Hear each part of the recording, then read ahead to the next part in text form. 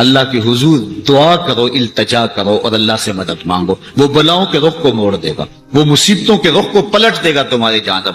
لیکن جب تم یہ مزاج نہیں رکھو گے تو مصیبتوں پر مصیبتیں آتی رہیں گی۔ حضرت موسیٰ علیہ السلام کے پیٹ میں درد کا احساس ہوتا ہے تو کوہ طور پہ چلے گئے، کیسے جلیل القدر نبی تھے، اللہ سے ڈائریکٹ رابطے تھے، اور جا کے کہا مالک میرے پیٹ میں درد ہو رہا ہے۔ اللہ اکبر۔ گھر کے نجی معاملے بھی رب سے ڈسکس کرتے تھے، اور کوئی جو ہے وہ ایسی چیز ہوتی وہ بھی رب سے ہی عرض کرتے تھے۔ کہا میرے مالک میرے پیٹ میں درد کا احساس ہو رہا ہے، دوائی کی پوری لینی ہے، تو وہ بھی جا کے کوہ طور سے رب سے ہی لیتے تھے۔ تو اللہ تعالیٰ فرمایا فلاں جنگل میں چلے جاؤ، وہاں اس شکل کے پتوں کی ایک بوٹی ہے، اس کو توڑو نچوڑو، اس کا پانی پیو، تمہیں شفا مل جائے گی۔ حضرت موسیٰ علیہ السلام گئے اور جا کے بوٹی کو توڑا نچوڑا، پانی پیا، شفا ہو گئی۔ کچھ عرصہ بیتا، دوبارہ اسی طرح کا درد جاگا۔ اب نسخہ تو ذہن میں تھا، کوہ طور پہ نہ گئے، اس جنگل میں چلے گئے اور جا کے بوٹی کو توڑا، اس کے پتے نچوڑے، پانی نکالا، پیا، لیکن درد اور زیادہ بڑھ جاتا۔ پھر دوبارہ آئے کوہ طور پہ، کہا مالک میں نے اسی درد پہ دوبارہ وہی بوٹی کا پانی پیا ہے، لیکن درد بڑھ گیا ہے۔ کہا موسیٰ اب جو آئے ہو کوہ طور پہ پہلے ہی آ جاتے۔ تو عرض کی مالک بوٹی بھی وہی اور درد بھی وہی۔ فرمایا سب کچھ وہی ہے، لیکن پہلے میرا حکم تھا، اب میرا حکم ساتھ شامل نہیں تھا۔ شفا بوٹے میں نہیں رکھی، شفا تو میرے حکم میں رکھی ہوئی ہے۔ اس لیے ڈاکٹر کے پاس جاؤ، حکیم کے پاس جاؤ، لیکن شفا اللہ سے مانگو، کہ شفا ہمیں دینے والا وہ ہے۔ وہ ایک وسیلہ ہے، ایک ظاہری طریقہ ہے۔ تو حضور علیہ الصلوۃ والسلام اللہ اکبر کیا خوبصورت ارشاد فرما رہے، حسنوا اموالکم بالزکات، اپنے اموال کو زکات سے پاک کرو، وداووا مرضاکم بالصدقہ، اور اپنے مریضوں کا علاج صدقے سے کرو۔ حضور علیہ السلام نے ارشاد فرمایا کہ بندہ کہتا ہے میرا مال، اس کے مال تین ہیں۔ ایک مال وہ جو اس نے کھایا اور ضائع کر دیا، دوسرا اس کا مال وہ ہے جو اس نے پہنا اور پرانا کر دیا، اور تیسرا اس کا مال وہ ہے جو اس نے آگے بھیج دیا۔ فرمایا باقی اس کے وارثوں کا ہے، اس کا نہیں ہے۔ اس لیے ہم راہ خدا میں خرچ کرنے کا مزاج بنائیں، اس سے مال گھٹتا نہیں ہے، اس سے مال بڑھتا ہے۔ بلکہ جب راہ خدا کے اندر ہم خرچ کرتے ہیں تو ہمارا جو دوسرا مال ہے وہ بھی پاک ہو جاتا ہے۔ اللہ کے محبوب کا ایک فرمان سنیے جس کو حضرت حسن بصری رضی اللہ تعالیٰ عنہ بیان کرتے ہیں، حسنوا اموالکم بالزکات وداووا مرضاکم بالصدقہ واستقبلوا امواج البلاء بالدعاء والتضرع۔ فرمایا کہ اپنے مال کو، اپنے اموال کو زکات سے پاک کرو، اور اپنے مریضوں کا علاج صدقے سے کرو، اور جب مصیبتیں اور بلائیں تمہارا رخ کریں تو پھر دعا سے اور اللہ کے حضور زاری سے اللہ کی مدد چاہو۔ آج ہم صدقے کا مزاج بہت کم کر چکے ہیں۔ کسی زمانے میں ایسا ہوتا تھا کہ جب کوئی بیمار ہوتا تھا تو سب سے پہلا کام لوگ یہ کرتے تھے کہ صدقہ دیا کرتے تھے، ڈاکٹر کے پاس پھر جایا کرتے تھے، حکیم کے پاس پھر جایا کرتے تھے، سب سے پہلے اس کی جان کا صدقہ دیا کرتے تھے۔ صدقہ قضا کو بدل دیتا ہے، تقدیر کو بدل دیتا ہے۔ صدقہ سے اپنے مریضوں کا علاج کا، اصل ڈاکٹر کے پاس جانا، علاج کروانا سنت ہے، اس کی ممانعت نہیں ہے، لیکن یہ بات ہمیشہ ذہن میں رکھیے گا کہ ڈاکٹر کے پاس دوا ہے، شفا نہیں ہے، شفا اللہ کے دستے کرم میں۔ اس لیے جب بھی بیمار ہو جاؤ تو پہلے صدقہ کرو اور پھر ڈاکٹر کے پاس جاؤ، اللہ اس صدقے کی۔ شیخ سعدی نے لکھا ہے، مطاف کے اندر کنکروں پر پیشانی رکھ کے ایک بندہ زاروں کے طرح رو رہا ہے، اور کیا کہتا ہے، اللہ مجھے معاف کر دے، ورنہ قیامت کے دن مجھے نابینا اٹھانا، تیرا کیا تیرے بندوں کا سامنا بھی نہیں کر پاؤں گا۔ اتنے درد سے روتا ہے کہ چلنے والوں کے قدم رکتے ہیں، سر پہ کپڑا ڈالا ہے، زاروں کے تار، سسکیاں لے لے کے، ہچکیاں لے لے کے روتا ہے۔ کوئی اس کے پاس کھڑا ہو گیا، اس کی کمر پہ ہاتھ پھیر کے کہتا ہے، حوصلہ رکھ، اللہ بڑا کریم ہے، اللہ معاف کر دے گا۔ خیر جب وہ شخص رو رو کے آہوزاری کر کے اپنے رب کے حضور یہ تمنائیں کر کے اٹھ کے جانے لگا تو اس شخص کو شوق تھا کہ میں دیکھوں یہ ہے کون۔ اتنا خوف خدا، اتنا ڈر رہا ہے، پتہ نہیں کون ہے، کیا گناہ کر بیٹھا ہے. لیکن جب اس صاحب نے سر اٹھایا تو اس کی چیخ نکل گئی، فائزہ ہوا شیخ عبد القادر جیلانی. تو یہ زاروں کے تار رونے والا شیخ عبد القادر جیلانی تھا. ساری زندگی خدمت خلق میں بسر ہوئی، اللہ کے حکام بجا لاتے ہوئے، لیکن خوف خدا خشیت الہی کا عالم ہے. حضرت جنید بغدادی کے پیر ہیں حضرت سری سکتی رضی اللہ تعالیٰ کو، رشتے میں ماموں بھی لگتے ہیں. تو حضرت جنید بغدادی کو حضرت سری سکتی رضی اللہ تعالیٰ عنہ نے ایک دن وصیت کی. حضرت جنید کہتے ہیں میرے پاؤں تلے سے زمین سرکنے لگی. فرمانے لگے بیٹا جب میں مر جاؤں تو میری قبر بغداد سے باہر بنانا. میں نے پوچھا حضرت کیوں؟ لوگ تو بغداد میں دفن ہونے کو ترستے ہیں. کہا میری بدعمالیوں کی وجہ سے بغداد کی مٹی میری لاش قبول کرنے سے انکار نہ کرتے. الذین یبیتون لربہم سجدا وقیاما، یہ وہ لوگ ہیں جو اپنی راتیں سجدے میں اور قیام میں بسر کرتے ہیں. ہم تو 4 نمازیں تسلسل سے پڑھ لیں تو بے نمازیوں کو حقیر سمجھنے لگ جائیں. لیکن یہ کیا ہے، زندگی ذکر و فکر میں گزرتی ہے، سجدہ و قیام میں راتیں بسر ہوتی ہیں. لیکن عرض کیا کرتے ہیں، مالک ہم سے جہنم کا عذاب پھیر دے. آؤ میں اور آپ اپنے گریبان میں جھانکیں، اپنے من میں اتریں. اللہ نے ہمیں کتنی نعمتیں عطا کی ہیں، کیا کچھ نہیں عطا کیا. ہماری راتیں کیا قیام اور سجدوں میں بسر ہوتی ہیں. ہماری 5 نمازیں بھی پوری ہیں. اگر ہماری 5 نمازیں بھی پوری نہیں اور سجدہ و قیام بھی ہمیں نصیب نہیں ہے تو پھر افسوس ہے ہمارے جینے. جب کسی سے پیار پیدا ہوتا ہے تو پھر یہ آرزو مچلتی ہے کہ میں اس کے ہونٹوں سے سنوں کہ میں تم سے پیار کرتا ہوں.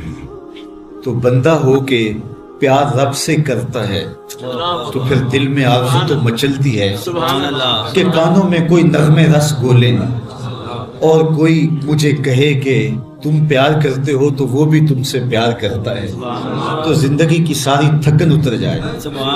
تو کہا کہ یہ سننا چاہتے ہو نا، یہ آرزو ہے نا تمہاری، تمہارے رت جگے، تمہاری راتوں کی تنہائیوں میں سجدے، تمہارا دن رات رکوع قیام اور تمہارا اس کے حضور پیچ و تاب اور اضطراب اور زندگی کا یہ سارا تمہارا لف و نشر اس کی ذات کی رضا کے لیے ہے نا. تم چاہتے ہو کہ ہمارا رب ہم سے راضی ہو جائے. کبھی کعبے کے چکر کاٹ رہے ہو، کبھی پتھروں کو چوم رہے ہو، حجر اسود کو چوم رہے ہو، کبھی ملتزم پہ لپٹ لپٹ کے آہوزاریاں کرتے ہو، کبھی مطاف میں پیشانی رگڑتے ہو اور کبھی حتیم میں روتے ہو. تم اسی تڑپ میں ہو نا. یہی بتانا چاہتے ہو نا کہ ہم تجھ سے پیار کرتے ہیں، یہی بتانا چاہتے ہو نا کہ ہم تجھ سے محبت کرتے ہیں.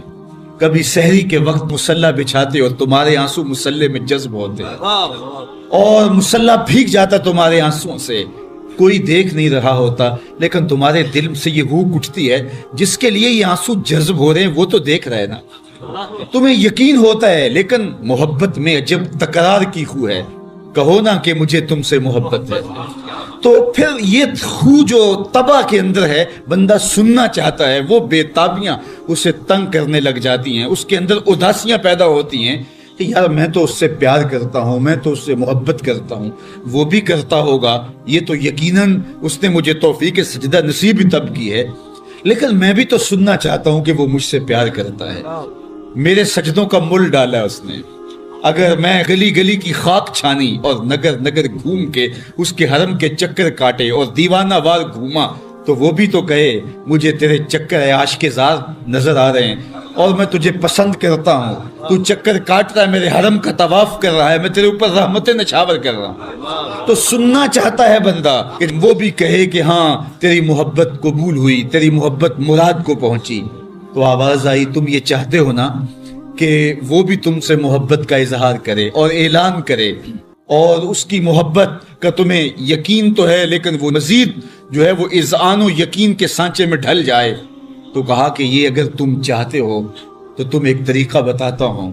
تم محبت کا جواب چاہتے ہو، تم ان سجدوں کا جواب چاہتے ہو، تم طواف اور ان چکروں کا جواب چاہتے ہو، تو تمہیں بتاتا ہوں میرے رسول کی چوکھٹ پہ آؤ اور ان کی اتباع کرو، ان کی اتباع کرو۔ تم نکلے تو محبت کرنے تھے، تم عاشق زار بنے تھے، لیکن یحببکم اللہ، وہ خدا ہو کے تم سے محبت کرے گا۔ اچھا، یہاں میں ایک اور جملہ کہنا چاہوں گا، اور وہ یہ کہ یہاں ذکر کیا گیا حضور کی اتباع کا، تو اتباع سے قبل بھی محبت، اتباع کے بعد بھی محبت۔ قل ان کنتم تحبون اللہ فاتبعونی یحببکم اللہ، یعنی اتباع سے پہلے بھی محبت، اتباع کے بعد بھی محبت۔ تو کوئی اتباع لالچ میں بھی ہوتی ہے، کسی غرض میں بھی ہوتی ہے کہ میں اس کی بات مانوں تو مجھے یہ ملے گا، لیکن کہا کہ تم نے میرے رسول کی اتباع ایسی کرنی جس کے آگے بھی محبت ہو، جس کے پیچھے بھی محبت۔ جب تم محبت کے دائرے میں رہ کے اتباع اور فرما برداری اور انقیاد اور اطاعت کے زمرے میں آ جاؤ گے تو پھر تم تو نکلے تھے رب سے پیار کرنے کے لیے، لیکن وہ رب ہو کے خود کہتا ہے میں اب تم سے پیار کرتا ہوں، اور درمیان میں اتباع میرے حضور کی آئی۔ یہ مائک جس کمپنی نے بنایا ہے، جب ہم مارکیٹ سے خرید کے لائے تھے تو اس کے ساتھ ایک چھوٹی سی بک بھی آئی تھی جس میں یہ بتایا گیا تھا کہ اس کو ہم نے استعمال کیسے کرنا ہے، خرابی کی صورت میں اس کی اصلاح کیسے ہوگی، اور اگر اس کے مطابق ہم اس کو استعمال کریں، جس طرح کی بیٹری اس کے اندر آنی چاہیے تو وہ ڈالیں گے تو دیر تک اس کے فوائد اور ثمرات حاصل کرتے رہیں گے۔ لیکن اگر ہم اس کتاب کو جو اس کے ساتھ ہمیں ملی تھی، جس کمپنی نے اسے بنایا ہے، تو اس کا طریقہ استعمال ساتھ بتایا ہے، اس کتاب کو پھاڑ کے پھینک دیں گے یا اس کو لپیٹ کے کہیں اونچی جگہ پہ رکھ دیں گے اور اس کو اپنی مرضی سے چلانا چاہیں گے تو پھر اپنی مرضی سے ہم اس سے فائدہ حاصل نہیں کر پائیں گے۔ تھوڑا وقت فائدہ حاصل ہوگا لیکن نتیجہ کچھ بھی نہیں ہوگا۔ تو جو کمپنی کوئی چیز تیار کرتی ہے تو اس کا طریقہ استعمال بھی ساتھ چھوٹی سی بک کی صورت کے اندر آپ کو دیتی ہے۔ تو جس مالک نے حضرت انسان کو بنایا ہے اس نے ساتھ کتاب اللہ کو بھی بھیجا ہے کہ اس کو پڑھتے جاؤ اور اپنی زندگی کو سنوارتے جاؤ، اس کے مطابق زندگی گزاریں گے تو زندگی سوکھی ہوگی، اور اگر زندگی اپنی خواہش پہ گزاریں گے اور غلاف میں لپیٹ کے قرآن مجید کو اوپر رکھ دیں گے اور وہاں سے دیکھ کر کے اس کو آپریٹ نہیں کریں گے اس جسم کو، تو پھر نتیجہ وہی ہوگا جو عمومی طور پہ متوقع ہے۔ تو اس لیے التمسک بکتاب اللہ، اللہ کے بتائے ہوئے طریقہ حیات کے مطابق زندگی گزارنا ہو تو قرآن مجید کے بغیر ایک قدم بھی نہیں چلا جا سکتا۔ گر تو می خواہی مسلمان زیستن، نیست ممکن جز قرآن زیستن، اگر تو مسلمان بن کے جینا چاہتا ہے تو قرآن مجید کے بغیر ایک قدم بھی نہیں چل سکتا۔ تو اس کتاب کے ساتھ تمسک اختیار کرنے کی تلقین کی۔ اللہ کے محبوب نے ارشاد فرمایا کہ میں تمہارے اندر دو بھاری چیزیں چھوڑ کے جا رہا ہوں، ان کو مضبوطی سے تھام لو گے تو کبھی گمراہ نہیں ہوگے۔ اولہما کتاب اللہ، ان میں سے پہلی چیز اللہ کی کتاب ہے، فیہ الہدی والنور فخذوا بکتاب اللہ واستمسکوا بہ، اس میں ہدایت ہے، روشنی ہے، اس کو مضبوطی سے پکڑ لو، اچھی طرح سے تھام لو، تم گمراہ نہیں ہوگے۔ یار جو شخص نابینا ہے اسے کیا پتا کہ یہ پھولوں کی بہاریں کیا ہوتی، جو پیدائشی نابینا ہے اسے کیا پتا ہے کہ آسمان پر بزم کواکب کے رنگ کیا ہیں، اسے تتلی کے پروں میں قدرت کی سنائی کا کیا اندازہ ہو سکتا ہے، اسے مور کے پروں میں رنگوں کی مینا کاری کا کیا اندازہ ہو سکتا ہے، اسے پھوٹتے جھرنوں، بہتی ندیوں اور کوسے قضا کی رنگینی اور دھنک کی شوخیوں کا لطف کیسے نصیب ہو سکتا ہے، اس کو کیا پتا حسن کیا ہوتا ہے، اس کو کیا پتا جمال کیا ہوتا ہے۔ اسی طرح جس کے دل کی آنکھ اندھی ہے اسے کیا پتا ہے کہ جمال خدا کیا ہوتا ہے، اسے کیا پتا ہے کہ سجدے کی لذت کیا ہوتی ہے، اسے کیا پتا ہے رکوع اور قیام کا مزہ کیا ہوتا ہے، اسے کیا پتا ہے کہ روزے کا سرور کیا ہوتا ہے۔ تو اگر ہم اپنے دل کے میل اتاریں گے تو دل کی آنکھیں کھلیں گی تو پھر زندگی کا لطف آنا شروع ہوگا، پھر پتہ چلے گا اسلام کیا ہے، پھر پتہ چلے گا دین کیا ہے۔ اللہ اکبر۔ اسی لیے قرآن نے کہا من کان فی ہذہ اعمی فہو فی الآخرۃ اعمی واضل سبیلا، جو دنیا میں اندھا رہا کل قیامت کے دن بھی نابینا اٹھائے۔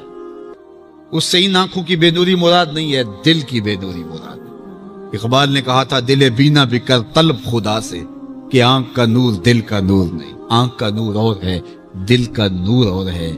تو جس طرح آنکھ بے نور ہو جائے، آنکھ پر دھند، جالا، ککرے اور سفید اور کالا موتیا اتر آئے، تو ہم سب کچھ بیچ کر کے بھی آنکھوں کا نور خریدنے کی کوشش کرتے ہیں۔ تو یار کبھی اجڑے ہوئے دل کا بھی تو علاج کرواؤ۔ علاج تمہارے گھر میں پڑا ہے، راتوں کی تنہائیوں میں اٹھ کے قرآن پڑھو اور ساتھ رویا کرو، دیکھنا دل کے میل اترنا شروع ہو جائیں گے، اور دل کے پردے سے وہ غلاستیں جب اتریں گی تو پھر پتہ چلے گا کہ دل جمال یار کیسے دیکھتا ہے، دل کی دنیا کیا ہے۔ وچے ہی بھیڑے وچے ہی جھیڑے وچے ہی ونج مہانے ہو، 14 طبق دلے دے اندر تمبو وانگو تانے ہو، پھر پتہ چلے گا یہ دل دنیا کیا ہے۔ پھر اس کی تڑپ، اس کی بے چینی، اس کا اضطراب زندگی کا حاصل بن جائے گا۔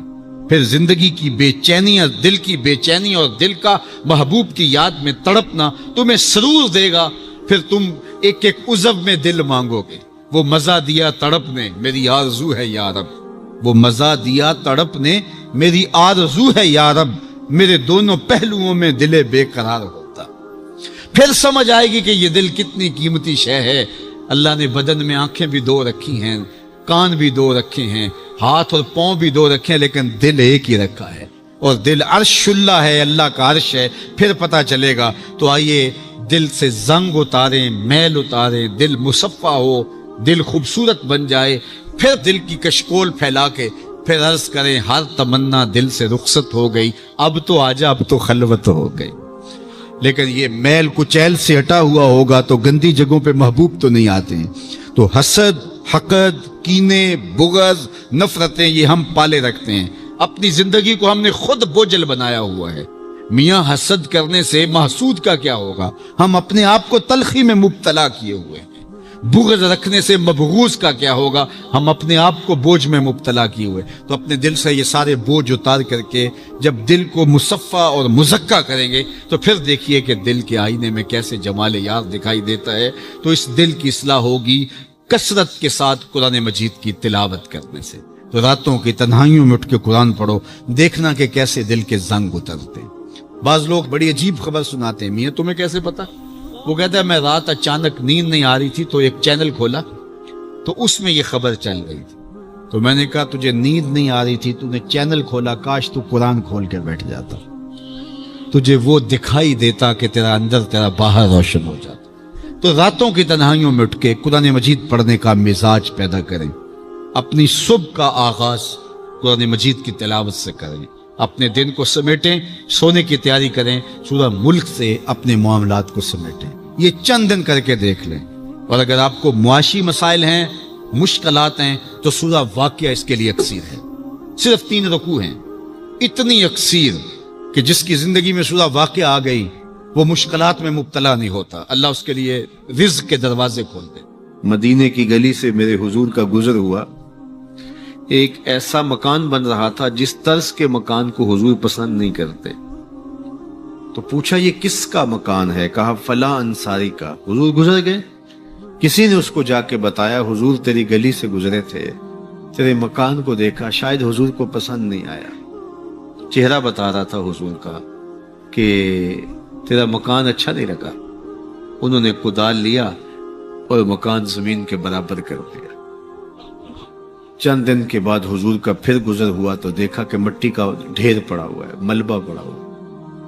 کہا اس شخص کو بلاؤ، بلایا گیا، کہا میں گزرا تھا، تیرا مکان بن رہا تھا، اب مٹی کا ڈھیر پڑا ہے۔ حضور میں نے گرا دیا۔ فرمایا کیوں؟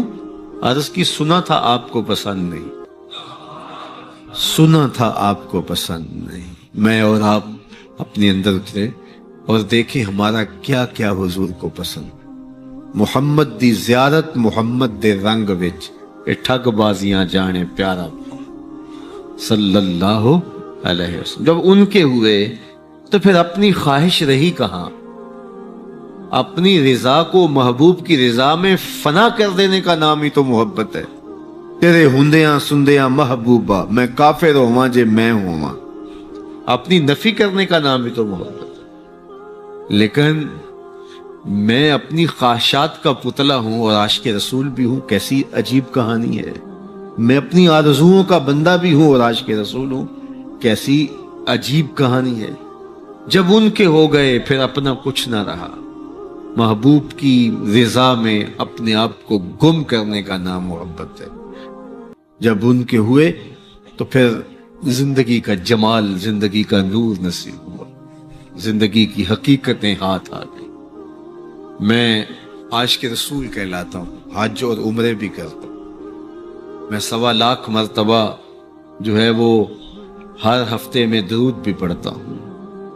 میں محفل میلاد کرواتا ہوں، پوری دنیا کے نعت خواں جمع کرتا ہوں، لیکن حضور کی سنت چہرے پہ سجانے کی توفیق نہیں ہے. مجھے حضور علیہ الصلوۃ والسلام کے بتائے ہوئے طریقے کو اختیار کرنے کی ضرورت نہیں ہے.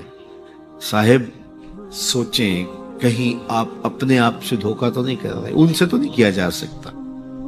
ان سے دھوکہ کون کرے؟ وہ تو جانتے ہیں کون کہاں کھڑا ہے. میرے حضور بولے، یاری لا تو پاک نبی سنگ اے پر پوری یاری. یاری لا تو پاک نبی سنگ اے پر پوری یاری. پھر درود قبول ہے تیرا لکھ نہ لو ایک بار. پھر نہ لاکھ مرتبہ پڑھنا، ایک بار ہی پڑھ لینا وہ بھی قبول ہے. اشہد بلال عند اللہ اشہد، پھر بلال کا اشہد بھی قبول ہے. وہ چہرہ اور چہرے کا دل نہیں دیکھتے، بندے کا دل دیکھتے ہیں. تو جب تم اپنے باطن کو حضور کے نام پہ لگاؤ گے تو پھر ایک ایک عمل ان کی سنت کی اتباع میں. یہ صوفی کی علامات ہیں. رنگ برنگے کپڑے پہن لینے سے صوفی نہیں بنتا. مختلف رنگوں کے پٹکے باندھ لینے سے صوفی نہیں بنتا. صاحب بھنگ گھوٹ کر پینے سے صوفی نہیں بنتا. ڈھول کی تھاپک پر ناچنے اور رقص کرنے سے صوفی نہیں بنتا. مختلف تصوف کی اصطلاحات کو یاد کر لینے سے صوفی نہیں بنتا. محمد عربی کی غلامی سے صوفی بنتا ہے. حضور کی چوکھٹ کی فقیری سے صوفی بنتا ہے.